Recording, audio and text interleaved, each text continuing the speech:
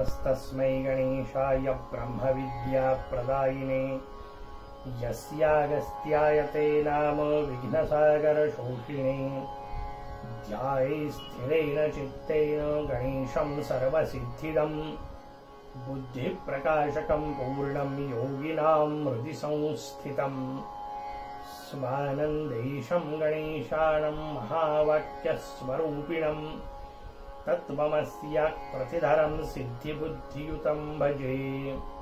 जय गजानन। भगवान गणेशांच्या दिव्य लीलांनी युक्त असणाऱ्या श्री गणेश पुराणाचं चिंतन आपण करतोय। महर्षी भृगु सोमकांत राजाला उपदेश करतायत। त्यामध्ये महर्षी वाचन कवींची कथा आपल्या समोर आली। वाचन कवींची पत्नी असणारी देवी मुकुंदा, त्या मुकुंदेचा रुक्मांगदाशी असणारा संग, या सगळ्याचं वर्णन आपण पाहिलं आणि त्यातून महर्षी गृत्समदांचा जन्म कसा झाला इत्यादी कथाभाग आपल्या समोर आला। याच कथेचा पुढचा विषय येतो तो रुक्मांगद, जो शापग्रस्त होऊन जंगलामध्ये जाऊन बसला होता। त्या रुक्मांगदाला दै कर्मधर्म संयोगाने भगवान श्री नारद भेटतात। देवर्षी नारदांचं दर्शन झालं। नारदांनी त्याला विचारलं, कोण आहेस तू, का असं जंगलात बसलेला आहेस? त्यांनी सगळी कथा सांगितली। म्हणजे अशी अशी दुर्दैवी वेळ माझ्यावर आली, करू काय मी याच्यातून? देवर्षी नारद सांगतात, अरे तुला मार्ग सांगायकरताच कदाचित आता मला ही अद्वितीय घटना डोक्यात आली असेल, त्याकरताच मी कदाचित इकडून आलो असेल। संतांचं सहज येणं सुद्धा नियतीच्या एका मजेदार रचनेमध्ये समोरच्यांच्या कल्याणासाठी असतं। ती भूमिका आपल्याला सांगतायत। म्हणजे देवर्षी नारदांनी त्याला सांगितलं, म्हणजे तू एक काम कर, विदर्भ प्रांतामध्ये जा। त्या विदर्भ प्रांतामध्ये कदंब नावाचं क्षेत्र आहे, त्या कदंब क्षेत्रावर तू जाऊन पोहोच। तिथे जी गणेश कुंड आहे ना, त्या कुंडामध्ये स्नान केलं की तुझा हा दोष दूर होईल। का? कारण गणेश कुंड निर्माणच त्याच्यासाठी झालेलं आहे। आणि मग स्वाभाविक ती कथा सांगायला सुरुवात केली। सोमकांताला महर्षी भृगु कथा सांगतात। कोणती कथा आहे? पुन्हा आपण जे वारंवार समजून घेतोय, नुसत्या कथा नाही ऐकायच्या, कथांच्या मागचं सूत्र समजून घ्यायचंय। सुरुवातीला नुसती कथा आपल्या समोर सांगतो, मग त्याचं सूत्र आपल्याला व्यवस्थित लक्षात येईल। कधी काळी भगवान ब्रह्मदेवांनी एक अद्वितीय कन्या निर्माण केली। अलौकिक रूप सुंदरी अशा प्रकारची ती कन्या निर्माण केली। तिचं नाव अहल्या असं ठेवलं। ही इतकी सुंदर होती की सामान्य माणूस तिच्या मागे लागला असता तर आश्चर्य नाही, देवता लागल्या असत्या तर आश्चर्य नाही, देवराज इंद्र तिच्यावर भाळले। इतकं अद्वितीय तिचं सौंदर्य, सगळ्यांनीच तिला मागणी घातली। आता एकाच वेळा इतक्या सगळ्यांनी मागणी घातल्यानंतर एकच कन्या सगळ्यांना तर देता येत नाही, करायचं काय? भगवान ब्रह्मदेवांनी एक अद्भुत पण घोषित केला, जो कोणी पहिल्यांदा पृथ्वी प्रदक्षिणा करून येईल त्याला ही कन्या देण्यात येईल। सगळे निघाले, ताबडतोब आपापल्या वाहनावर बसले। वेगामध्ये सगळ्यांनी प्रवास सुरू केला। सगळ्यात पुढे देवराज इंद्र होते। लवकरात लवकर पृथ्वी प्रदक्षिणा करून यायची। कुठून तरी ही बातमी पृथ्वीवर येऊन पोहोचली। आश्रमामध्ये महर्षी गौतम होते। महर्षी गौतमांच्या कानावर ही बातमी आली। त्यांनी त्यांच्या आश्रमामध्ये गाय प्रसूत होत होती, त्या अर्धप्रसूत गायीला 3 प्रदक्षिणा केल्या आणि ते थेट ब्रह्मदेवांसमोर जाऊन उभे राहिले। त्यांनी सांगितलं, शास्त्रात नियम सांगितलाय, जो कोणी अर्धप्रसूत गायीला प्रदक्षिणा करतो त्याला पृथ्वी प्रदक्षिणेचं पुण्य लागतं। नियमानुसार मला पृथ्वी प्रदक्षिणेचं पुण्य लागलेलं आहे, तुमच्या नियमानुसार ही कन्या मला देण्यात यावी।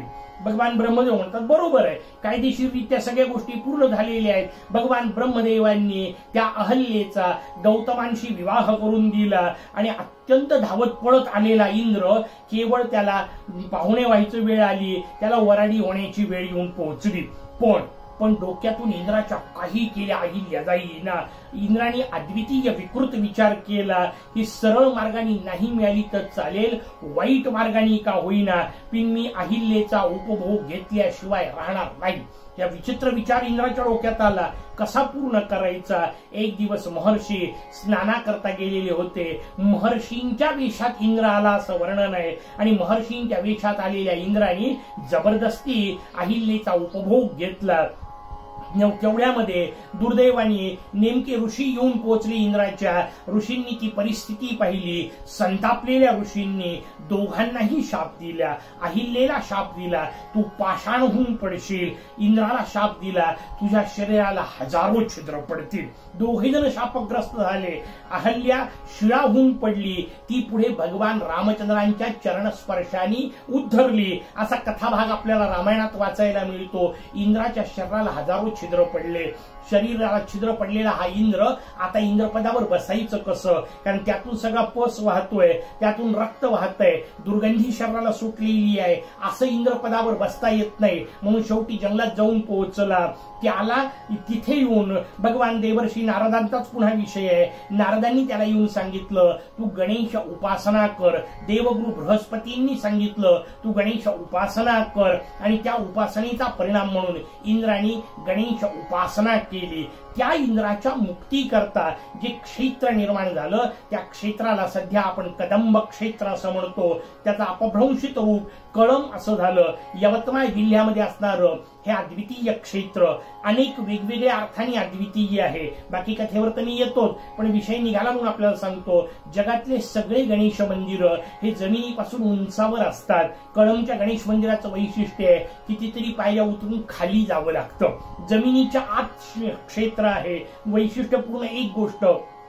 दुसरी महत्वाची गोष्ट, एक तर सगळे गणेश मंदिर उत्तराभिमुख असतात किंवा पूर्वाभिमुख असतात. चिंतामणीचं वैभव आहे. चिंतामणी एकमेव असा अद्वितीय गणेश क्षेत्रावरचा विग्रह जो दक्षिणाभिमुख आहे. एकमेव एवढ्याकरता मी म्हटलं की अत्यंत प्रचलित असणाऱ्या मोठ्या क्षेत्रांपैकीचा विषय आहे. मंदिरं आहेत तसे नाही असं नाही, पण अद्वितीय अशा प्रकारचं हे क्षेत्र दक्षिणमुखी असलेला गणेश आपल्याला पाहायला मिळतो. इंद्राच्या मनातल्या चिंता ज्या चिंतामणींनी दूर केल्या ते भगवान इथे चिंतामणी रूपामध्ये विराजमान असलेले आपल्याला पाहायला मिळतात. हा झाला कथेचा भाग. इथपर्यंतची कथा आपण नुसती ऐकली, पण मला सांगा, अशी कथा असू शकते का? कशी शक्यता आहे? किती वेगवेगळे प्रश्न आहेत लक्षात घ्या. एक तर देवराज भगवान ब्रह्मदेवांनी अशी अलौकिक कन्या निर्माण केल्यानंतर वेगवेगळ्या लोकांनी तिला मागणी घातली. हा कथेतला पहिला भाग येतो. त्यानंतर ब्रह्मदेवांनी एक अद्भुत पण घोषित केला. कोणता? जो कोणी पहिल्यांदा पृथ्वी प्रदक्षिणा करून येईल त्याला ही कन्या देण्यात येईल. मला सांगा, कुठल्या तरी बापाने आपल्या मुलीच्या लग्नाकरता जावई निवडताना हा निकष ठेवला असेल का हो? की जो कोणी पहिल्यांदा त्या गावाला, निदान पृथ्वी प्रदक्षिणा जाऊ द्या, निदान गावाला पहिले प्रदक्षिणा करून येईल.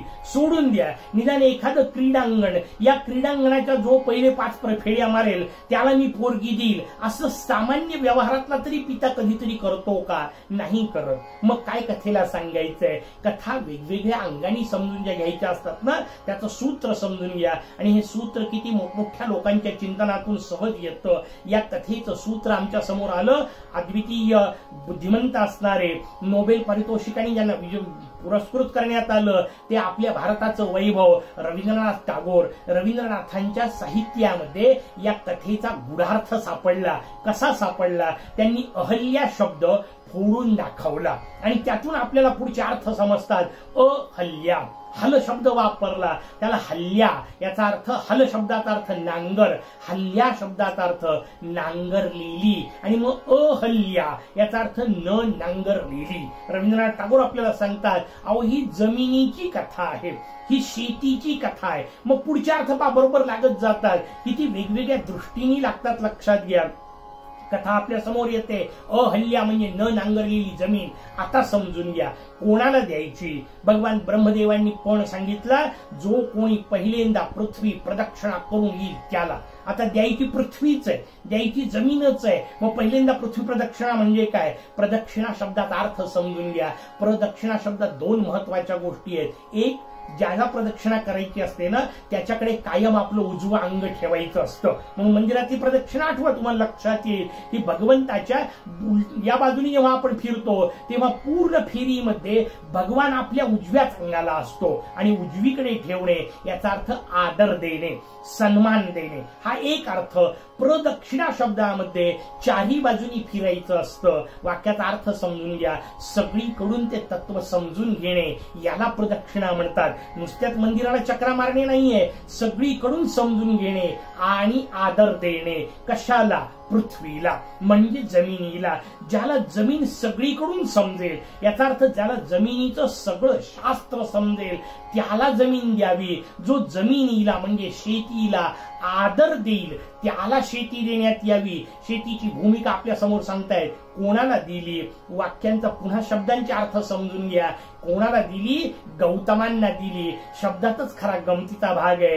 गौतम, गौ शब्दाचा अर्थ गाय, गायीचा मध्ये जे तम म्हणजे श्रेष्ठ, याचा अर्थ जे गो विज्ञानामध्ये सर्व श्रेष्ठ आहेत त्यांना गौतम असं म्हणतात.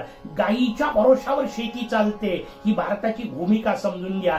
कृषी विज्ञान आणि गो विज्ञान यांची जी सांगड भारतीय संस्कृतीने घातलेली आहे त्याचा संबंध आहे. कारण गायीच्या शेणावर, गोमूत्रावर चालणारी शेती हा जो प्रयोग भारताचा आहे आणि जो अत्यंत महत्वाचा आहे, जो संपूर्ण संपवला नंतरच्या काळात, त्याच काळात नाही त्याही काळात संपवलेला आहे. त्याचे सूत्र आपल्या समोर या कथेमध्ये मांडलेत. गौतमांना द्यायची.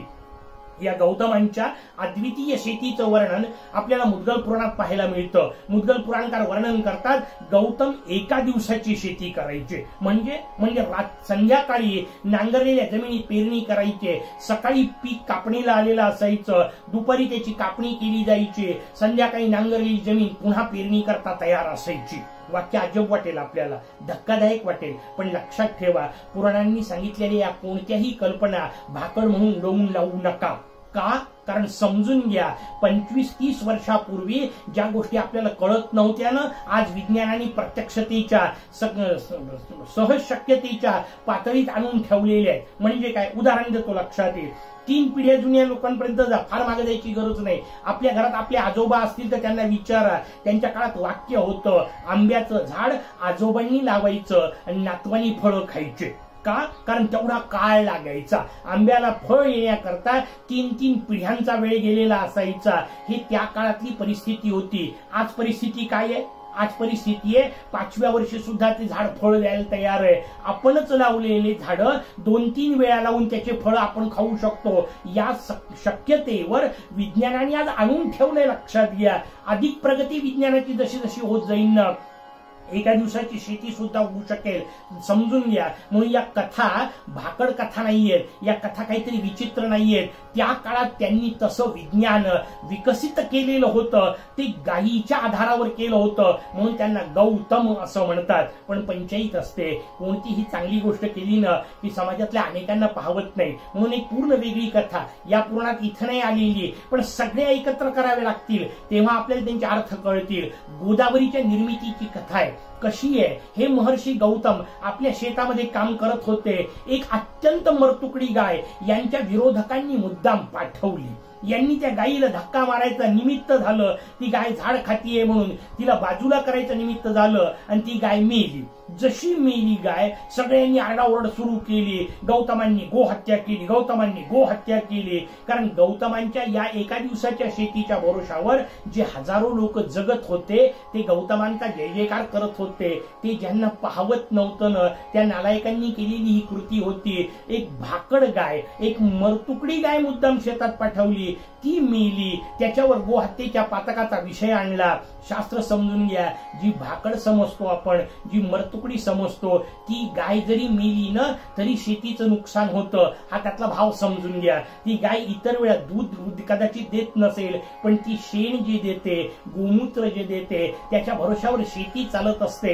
हे सूत्र आपल्या समोर सांगायचंय.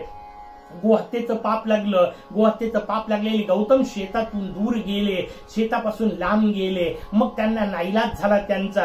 त्यांनी तपश्चर्या सुरू केली. कुठे? त्र्यंबकेश्वर क्षेत्राचा विषय मग आपल्या समोर पाहायला मिळतो. तिथे त्या गौतमांना त्या गोहत्येच्या पातकातून मुक्त करण्यासाठी भगवान शंकरांनी गोदावरी निर्मिती केली. त्या गोदावरी निर्मितीची कथा ऐका, म्हणजे मग आपल्याला इथले सगळे धागे एकत्र करता येतील. त्या गोदावरीचा विषय आपल्या समोर आला. का? का? कारण गोहत्येच्या पातकातून मुक्त करण्यासाठी. इथं पातकाचा विषय नुसता समजून नका घेऊ, गायीपासून दूर होणे हीच वाईट गोष्ट आहे. अशा अवस्थेत काय झालं? अशा अवस्थेत गौतम त्या शेतीपासून दूर गेले. शेतकरी शेतीपासून तुटला, त्याला शेती चुकीची वाटायला लागली, त्याला शेती कुठेतरी न फायद्याची वाटायला लागली. ही रचना निर्माण केली गेली. कोणी निर्माण केली? लक्षात घ्या, त्याच्या मागे इंद्र आहे. कारण ऋषी आश्रमातून बाहेर गेल्याशिवाय इंद्राला तिथं येता येत नाही. इंद्र कोण आहे? आता व्यवस्थित समजून घ्या कथेतला पुढचा भाग. इंद्र हा देवांचा राजा आहे. त्यातला देवांचा भाग सोडून द्या, राजा आहे. आणि राजा याचा अर्थ सत्ताधीश आहे. राजा याचा अर्थ पैसेवाला आहे. राजा याचा अर्थ कुठेतरी ज्याच्या हातात सगळ्या शक्यता असतात, शक्ती असतात, तशा प्रकारचा आहे. जमीनदार आहे. त्याला सगळी जमीन आपल्या जवळ असावी वाटते. राजा कोणताही असो, त्या राजाला सगळी जमीन आपली असावी असं वाटतं. मग त्या जमिनीला जर ताब्यात घ्यायचं असेल तर उपाय काय? त्याचं उत्तर आहे ऋषी दूर गेले पाहिजे. ऋषी दूर जाणे या वाक्याचा अर्थच आहे शेतकऱ्याला शेती परवडेने अशी झाली पाहिजे. मग एकदा तशी केली की सत्ता आपल्या ताब्यात घेता येते, शेती आपल्या ताब्यात घेता येते, आणि ताब्यात घेतली की तिच्यावर जबरदस्ती करता येते. कोणती? व्यवस्थित समजून घ्या. रासायनिक द्रव्यांच्या माऱ्यातून त्या शेतीतून एकाच्या ऐवजी 3-3 पिकं काढणे, यालाच तिच्यावर केलेला जबरदस्तीचा विषय असं म्हणतात. याला अहिल्यावर केलेला अत्याचार बलात्कार असं म्हटलं. कारण त्या शेतीतून वर्षातून फार फार तर 2 पिकं निघायला पाहिजे. रासायनिक द्रव्याचा मारा करू करू असंख्य पिकं जेव्हा काढल्या जातात किंवा सातत्याने तिचा वापर जेव्हा केला जातो, परिणाम काय होतो? परिणाम आपल्याला कथेने सांगितला, अहल्या दगड होते. कारण व्यवस्थित लक्षात घ्या, कथा जर नुसती पाहिली तर आपल्याला हे सूत्र लक्षात येणार नाही. कारण कथेमध्ये इंद्र येऊन पोहोचला, आपल्याला माहिती आहे. इंद्र गौतमांच्या वेशात आला. मला सांगा, अहिल्याची काय चूक आहे? तिची काही चूक नाही. ती तर गौतम समजतीये. उलट ती म्हणतीये हा वेळ नाही, हा काळ नाहीये, तुम्ही अशा वेळा कसे काय परत आले, स्नान संध्येचा वेळ सोडून वापस कसे आले? ती नको म्हणत असताना सुद्धा इंद्र तिच्यावर जबरदस्ती करतो. तिच्या दृष्टीने इंद्राने जबरदस्ती केलीच नाहीये. कारण तिच्या दृष्टीने तर प्रत्यक्ष गौतमच तिचे पती तिथे येऊन पोहोचलेले आहेत. त्याच्यामुळे तिची चूकच काही नाही. इंद्राला शाप झाला समजू शकतो. गौतमांनी अहल्येला शाप का दिला? त्याचं उत्तर आहे, नुसती अहल्या नावाच्या स्त्रीची कथा नाही, त्या शेतीलाही शाप मिळतो. ती शेती बंजर होते, पांढरी पडणे ज्याला सध्याच्या भाषेत आपण म्हणतो, तशी त्या शेतीची अवस्था होते. कारण मग तिच्यात नापिकी निर्माण होते. रासायनिक खतांनी प्रचंड पिकं सुरुवातीच्या काळात निघाले. आता परिस्थिती अशी वाईट येऊन पोहोचली आहे, किती खतं टाका पीकच निघत नाही. का? कारण त्यातला कसच संपला. ही जी रचना आहे ती कस कुठून मिळेल? तो गोविज्ञानातूनच मिळणार आहे. लक्षात घ्या, तो कस रासायनिक द्रव्यातून येणार नाहीये. त्याकरता शेतामध्ये शेणखतच टाकलं पाहिजे, गोमूत्राचाच उपयोग केला पाहिजे. हे कथा आपल्याला सांगत आहे. ते कृषी विज्ञान आपल्याला सांगत आहे. ते गोविज्ञान आपल्याला कथेच्या माध्यमातून सांगितलंय. ते न समजून घेतलेली कथा आपल्याला सांगते शेती बंजर होऊन जाते. मग काय व्हावं लागतं? त्याचं उत्तर आहे, भगवान रामचंद्रांचे चरण स्पर्श झाला ना की मग ती शेती उद्धरते. याचा अर्थ धर्माच्या पद्धतीने वागणारा गोरक्षक अशा प्रकारचा राजा जेव्हा मिळतो आणि तो जेव्हा गोविज्ञान पुन्हा रुजवतो, कारण भगवान रामचंद्र त्याचं प्रतीक आहे. त्या पद्धतीच्या रामाचे पाय लागले. इथं राम नावाच्या एका व्यक्तीने त्या एका पाषाणाला पाय लावण्याचा विषय नाही. कारण व्यवस्थित लक्षात घ्या, जेव्हा विश्वामित्रांनी सांगितलं ही गौतम पत्नी अहिल्या आहे, मला सांगा, भले पाषाण रूपात झाली असेल, भले शाप रूपात आली असेल, ती ऋषी पत्नी आहे म्हटल्यानंतर भगवान रामचंद्र वंदन करतील की पाय लावतील? पाय नाही लावणार. लक्षात घ्या, वंदनाचा विषय आहे ऋषी पत्नी. इथे पाय लागणे शब्दाचा अर्थच आहे अशा राजाचा स्पर्श झाला. तो राजा त्या गादीवर जेव्हा आला, सत्तेवर आला, त्या शेतीवर आला, तेव्हा त्या शेतीचा उद्धार झाला. पण इकडं मात्र अवस्था कोणाची? इंद्राची. असा जबरदस्ती जो त्या शेतीवर करतो ना, त्या सगळ्या शेतकऱ्यांचं, त्या सगळ्या जनतेचं नुकसान होतं. कोणतं? शरीराला हजारो छिद्र पडतात. मग आपल्यामध्ये जे रोग आज येऊन पोहोचलेत ना, त्याचं कारण ते आहे, लक्षात घ्या. निकस अन्न, रासायनिक द्रव्यांचे प्रचंड फवारण्या केलेलं, प्रचंड त्याला रासायनिक खतं टाकलेलं अन्न आपण खातोय, म्हणून आपली शरीराची रचना अशी विचित्र झालेली आपल्याला पाहायला मिळते. अंगात शक्ती नसलेलं, सत्व नसलेली जी लोक आपल्याला पाहायला मिळतात किंवा असंख्य वाढलेले रोग पाहायला मिळतात, ते त्यातून आलेले आहेत. हे सूत्र समजून घ्या. म्हणून गो विज्ञानाचं महत्व या कथांच्या निमित्ताने आपल्याला समजलं पाहिजे. गायीच्या शेणाच्याच भरोशावर होणारी शेती आपल्याला यातून सांगायची आहे. ते सूत्र सांगितलं. त्या इंद्राला सांगण्यात आलं तू विदर्भात जा, तिथे जाऊन आता हे कर. मग मोरयाचं उपासना वगैरे हा सगळा जो भाग आहे तो पौराणिक सांगण्याचा विषय असतो. तिथे इंद्र जाऊन पोहोचला, इंद्राने तपश्चर्या केली, मोरया प्रसन्न झाले. मोरयाने आपल्या अंकुशाने तीर्थ निर्माण केलं, त्याच्यात इंद्राने स्नान केलं, इंद्र रोगमुक्त झाला. वाक्याचा अर्थ समजून घ्या. त्याला विदर्भात रोगमुक्ती मिळाली. का विदर्भात मिळाली तो शब्द व्यवस्थित समजून घ्या. वि उपसर्ग लावलाय दर्भ नावाच्या शब्दाला. दर्भ शब्दाचा अर्थ एक विशिष्ट प्रकारचं गवत. हे जर एकदा शेतात लागलं ना, जसं सध्या आपण गाजर गवत पाहतो पहा, दर्भ एकदा शेतात लागले की दुसरं काहीच लागत नाही. जिथून विदर्भ झाले याचा अर्थ दर्भ सगळे निघून गेले. याचा अर्थ जिथली सगळी शेती इंच इंच शेतीच्या योग्यतेची जिथली भूमी होती किंवा वनाची आच्छादित जिथली भूमी होती त्याला विदर्भ म्हणत होते. कारण गो विज्ञानाच्या आधारे इथली शेती चालत होती. ते गो विज्ञान तुटलं म्हणून ज्या विदर्भाच्या या कथा आहेत त्या विदर्भात सर्वाधिक शेतकऱ्यांच्या आत्महत्या होत आहेत. हे दुर्दैव आहे. कारण आपण या पुराण कथांना केवळ भाकड समजत गेलो आणि यांच्या मागचं रहस्य न समजून घेता या पुराणांपासून दूर गेलो. आपल्याला पुन्हा त्याच मार्गावर जावं लागणार आहे हे या निमित्ताने समजून घ्यायचं आहे.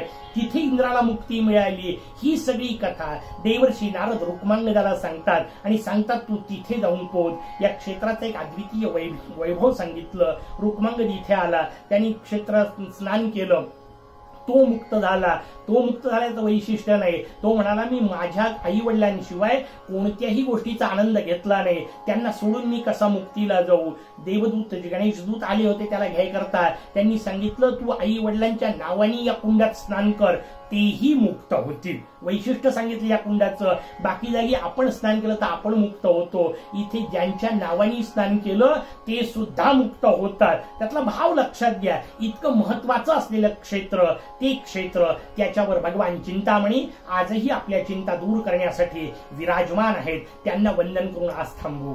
जय गजानन.